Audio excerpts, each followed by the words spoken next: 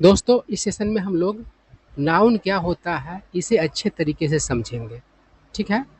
कारण कि noun grammar का एक बहुत ही इम्पोर्टेंट टॉपिक है और इस टॉपिक पर दूसरे टॉपिक्स भी डिपेंड करते हैं, इसलिए नाउन को अच्छे से समझना बहुत ज़रूरी है। ठीक है ना। तो नाउन होता क्या है, तो देखिए क्या कह रहा है।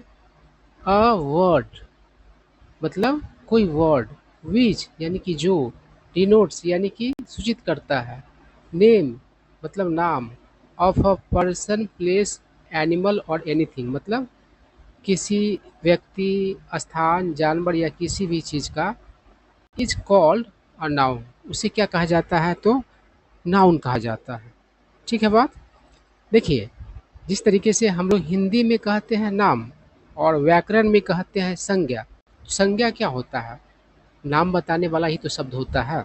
ठीक है ना। तो इस तरीके से इंग्लिश में हम लोग यूज करते हैं नेम, है ना। और ग्रामर की भाषा में कहा जाता है नाउन। तो नाउन कुछ भी नहीं है, नाम है। चाहे वह किसी पर्सन का नाम हो यानी कि व्यक्ति का, किसी प्लेस का नाम हो यानी कि स्थान का, किसी एनिमल का नाम हो यानी किसी जानवर का, या फिर किसी भी चीज़ का नाम हो, उसे नाउन कहा जाता है। ठीक है बात। आई होप आप लोगों को नाउन का परिभाषा अच्छे से समझ में आ गया होगा। अब चलिए एग्जाम्पल्स देख लेते हैं। तो जैसा कि हमने सीखा, नाउन क्या है, तो नाम है। किसका, तो किसी पर्सन का। तो एग्जाम्पल यहाँ पर दिया हुआ है, अशोक, कबीर, एट्सेट्रा।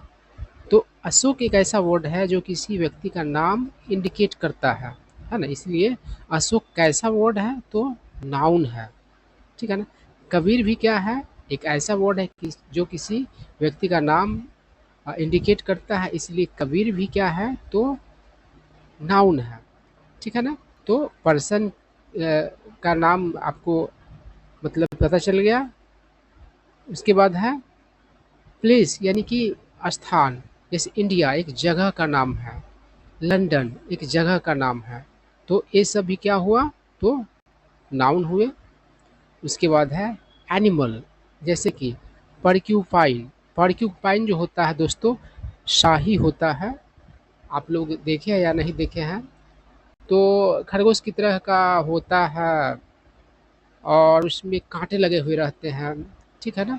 और एनिमल कोई उस पर अटैक करता है तो पूरा फैला देता है कांटा और मुश्किल कर देता है उस एनिमल के लिए जो उस पर अटैक करता है।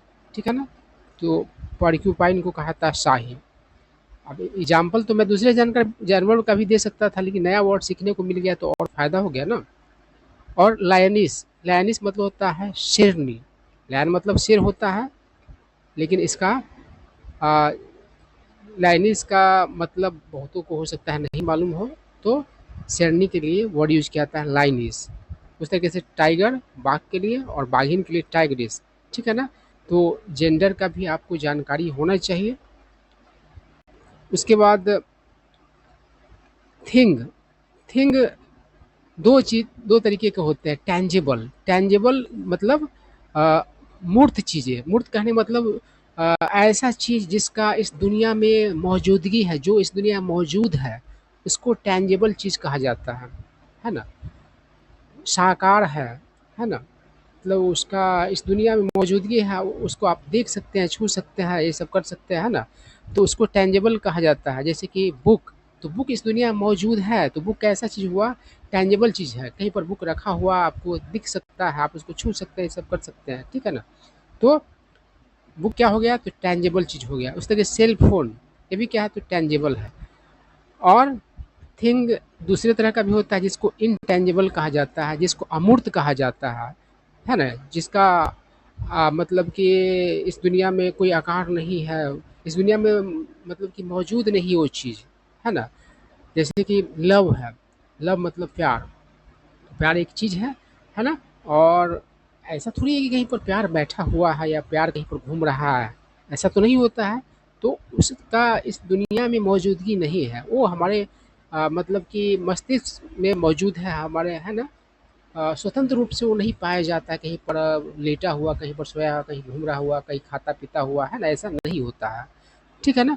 उस तरह से एंगर यानी कि गुस्सा, ठीक है ना? तो ये भी इंटेंजिबल चीज़ है, अमूर्त चीज़ है। इसको आप कहीं पर बैठा हुआ नहीं देख सकते हैं, ठीक है ना? कहीं पर घूमता हुआ नहीं देख सकते हैं। इस तरीके से बहुत और भी चीज़ें हैं जो इंटेंजिबल है, जिसको आप देख नहीं सकते हैं, लेकिन वो चीज़ है। जैसे चाइल्डहुड मतलब कि बचपनापन, यूथ, जवानी, है ना? और बहुत तरीके की चीज़ें होती हैं, आप डिटेल में आगे पढ़िएगा। तो आप समझ गए कि नाउन कैसा वर्ड होता है। वर्ड्स तो बहुत सारे इंग्लिश में है, लेकिन सब वर्ड्स को आप नाउन थोड़ी ही कहेंगे। आप उसी वर्ड को नाउन कहेंगे जो किसी व्यक्ति का, जानवर का, स्थान का या किसी भी चीज़ का नाम क्या करे, बताए। ठीक है ना? तो पर्सन का एग्जाम्पल यहाँ पर दिया हुआ है, प्लेस का एग्जाम्पल दिया हुआ है, एनिमल का एग्जाम्पल दिया हुआ है, थिंग दो तरीके के हो गए, टेंजिबल और इनटेंजिबल, उस सब का भी एग्जाम्पल दे दिया गया हुआ है। ठीक है ना? अब देखिए नाउन का काम क्या है, फंक्शन क्या है। तो देखिए नाउन जो है कि सेंटेंस में सब्जेक्ट हो सकता है, किसी वर्ब का वो सब्जेक्ट होता है। सब्जेक्ट क्या होता है? तो जो किसी काम को करता है उसको सब्जेक्ट कहा जाता है, या जिसके बारे में कुछ कहा जाता है उसको भी सब्जेक्ट कहा जाता है। जैसे कि कबीर टीचेज हिम, कबीर उससे पढ़ाता है, तो इसमें पढ़ाने वाला कौन है? कबीर है, इसलिए कबीर क्या हो गया? सब्जेक्ट हो गया। तो नाउन क्या हो सकता है? किसी सेंटेंस में सब्जेक्ट हो सकता है। ठीक है ना?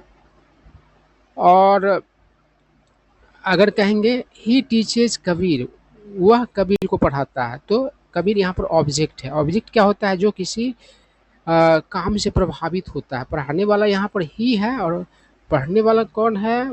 तो कबीर है, यानी कि वो पढ़ाता किसको है? ही, तो कबीर को पढ़ाता है। तो यह ऑब्जेक्ट हुआ। तो सब्जेक्ट वो होता है जो किसी काम को करता है, जैसे कि कबीर टीचेज हिम, तो यहाँ पर कबीर सब्जेक्ट है। ठीक है ना? और सब्जेक्ट उसे भी कहा जाता है जिसके बारे में कुछ कहा जाता है। जैसे ही इज ऑनेस्ट, तो यहाँ पर ही तो कुछ कर नहीं रहा है, लेकिन ही के बारे में ही ईमानदार कहा जा रहा है, इसलिए ही सब्जेक्ट हुआ। ठीक है ना? और यहाँ पर ही टीचेज कबीर, तो यहाँ पर कबीर पढ़ाता नहीं है, पढ़ाता कौन है? ही है, तो ही यहाँ पर सब्जेक्ट है, और कबीर क्या है? तो ऑब्जेक्ट है। तो किसी काम से प्रभावित होने वाला जो व्यक्ति या चीज़ होता है उसको ऑब्जेक्ट कहा जाता है। ठीक है ना? तो इस सब चीज़ को आप और आगे भी पढ़ेंगे डिटेल में अच्छे तरीके से। तो बताइए आपको नाउन समझ में आया कि नहीं? ठीक है ना? और किसी भी तरह का डाउट रह गया होगा तो आप हमें बताइए, डाउट क्लियर करने का कोशिश करेंगे। लेकिन मैंने जिस तरीके से बताया है, मुझे उम्मीद है कि आपको समझ में आया होगा। ठीक है? तो इस सेशन में बस नाउन का परिभाषा हम लोग सीखें, थोड़ा थोड़ा करके पढ़ेंगे ताकि सब कुछ क्लियर होता चले।